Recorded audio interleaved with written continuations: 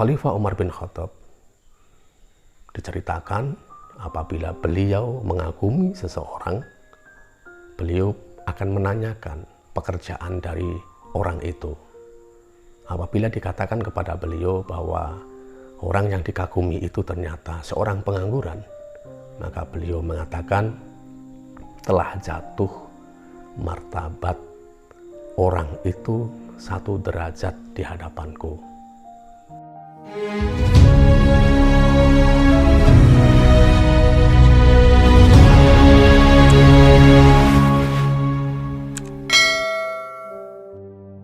Assalamualaikum sahabat. Sahabat, ada pertanyaan yang banyak disampaikan kepada kami, yakni terkait dengan mana sih yang sebaiknya kita pilih, apakah menikah dulu atau bekerja dulu. Sebagaimana kita tahu, menikah dan bekerja adalah 2 hal yang sangat penting bagi kehidupan seseorang. Dua-duanya sangat menentukan bagi kehidupan seseorang dan sekaligus juga masa depan yang akan bisa diwujudkan. Itu kenapa sangat penting sesungguhnya apakah yang dipilih menikah dulu ataukah bekerja lebih dulu. Semua itu diputuskan dengan pertimbangan-pertimbangan yang serius, dengan pertimbangan-pertimbangan yang matang, sehingga pada saatnya nanti tidak muncul penyesalan karena merasa telah salah memilih. Sahabat, terkait dengan persoalan tersebut, ada baiknya kami sampaikan beberapa catatan penting yang dengan catatan itu insya Allah akan membantu kita untuk bisa lebih rasional, untuk bisa lebih jernih memilih mana opsi yang kemudian akan kita pilih. Catatan yang pertama, bahwa pernikahan adalah salah satu episode penting dalam kehidupan setiap manusia.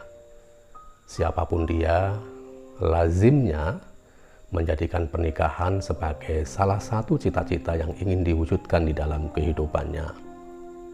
Persoalan kemudian seseorang mampu atau tidak mewujudkan cita-cita itu persoalan yang berbeda.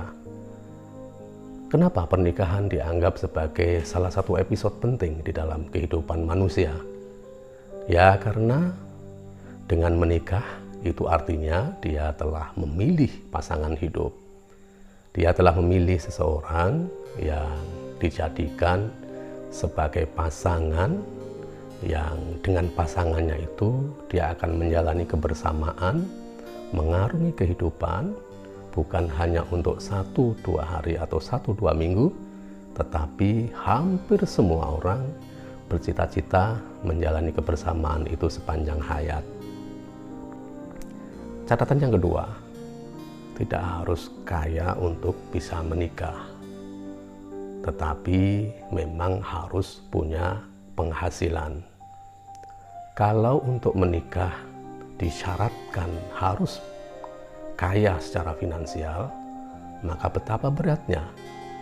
Karena dalam kenyataannya bisa kita saksikan di sekitar kita, betapa banyak orang yang sepanjang hidupnya dia belum pernah merasakan bagaimana kaya secara finansial.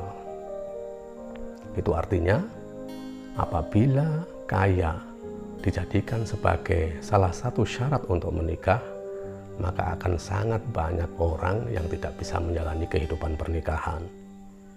Tetapi yang perlu dicatat, seseorang untuk menikah memang harus punya kemampuan-kemampuan tertentu, khususnya kemampuan finansial. Karena bagaimanapun, sebuah rumah tangga pastinya membutuhkan biaya-biaya tertentu. Dan itu hanya bisa dilakukan apabila seseorang punya penghasilan. Dan cara yang paling bermartabat bagi seseorang untuk bisa mendapatkan penghasilan atau pendapatan adalah dengan cara bekerja. bekerja apapun, profesi apapun, yang penting pekerjaan atau profesi itu adalah profesi atau pekerjaan yang halal, profesi atau pekerjaan yang baik, yang tidak cacat, baik di hadapan manusia maupun di hadapan Allah. Selanjutnya, catatan yang ketiga, selama ini sering diumpamakan pernikahan seperti sebuah biduk atau kapal kecil yang sedang menjalani sebuah perjalanan menuju pelabuhan yang diinginkan. Nah, posisi kemampuan finansial atau penghasilan atau pendapatan bisa diibaratkan sebagaimana bahan bakar bagi sebuah biduk atau sebuah kapal. Apabila sebuah kapal tercukupi bahan bakarnya, maka besar kemungkinan perjalanan kapal itu akan lebih mudah, akan lebih memungkinkan untuk bisa menjalani tahapan-tahapan perjalanan itu mencapai pulau yang dicita-citakan. Tetapi sebaliknya, apabila bahan bakar dari kapal itu kadang ada, kadang tidak tercukupi secara memadai, tentu saja perjalanan kapal itu akan tersendat-sendat dan mengalami kendala-kendala yang serius untuk bisa segera mencapai pulau atau pelabuhan yang dicita-citakan. Catatan yang keempat, sebuah rumah tangga idealnya memang memiliki kemandirian, terlebih kemandirian finansial. Kalaulah ada sebuah keluarga yang masih dibantu, tentu saja bantuan itu sifatnya sementara.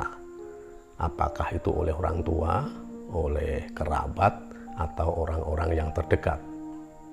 Tentu saja sebuah keluarga tidak bisa mengandalkan bantuan-bantuan itu untuk jangka seterusnya. Bantuan yang sifatnya permanen hanya akan mengurangi kemandirian keluarga itu sendiri.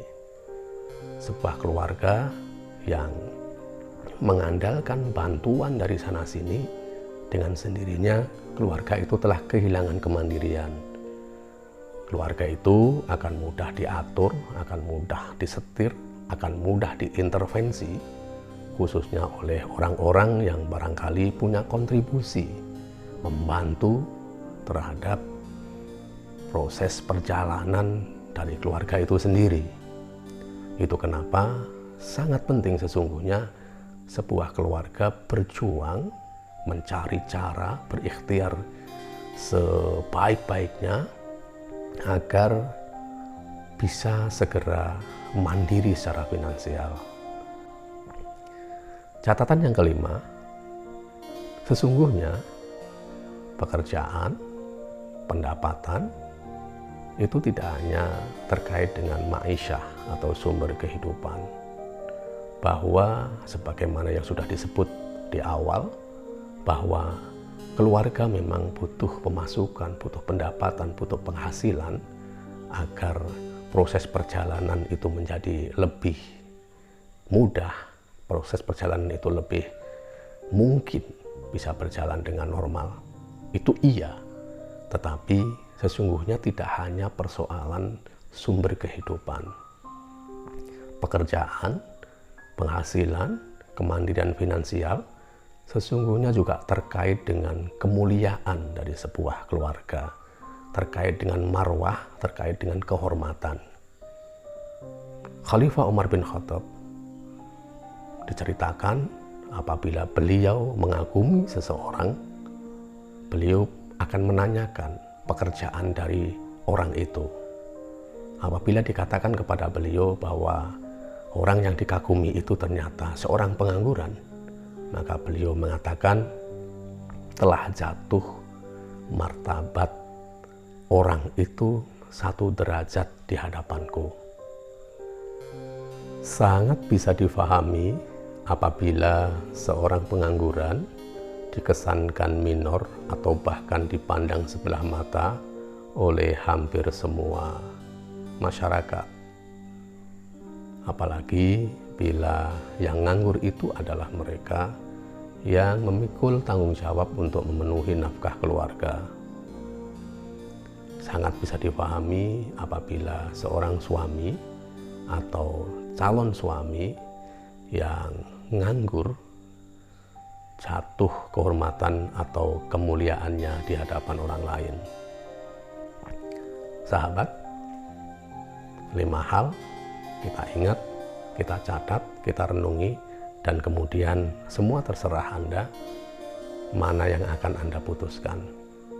Semua ada konsekuensinya, tetapi saya yakin kalau seseorang sudah memantapkan diri untuk memilih, kemudian memperjuangkan pilihan itu dengan ikhtiar yang sungguh-sungguh, ada saatnya Tuhan menurunkan pertolongannya dengan berbagai kemudahan. Tetap happy, tetap tersenyum, jangan lupa bahagia. Assalamualaikum warahmatullahi wabarakatuh.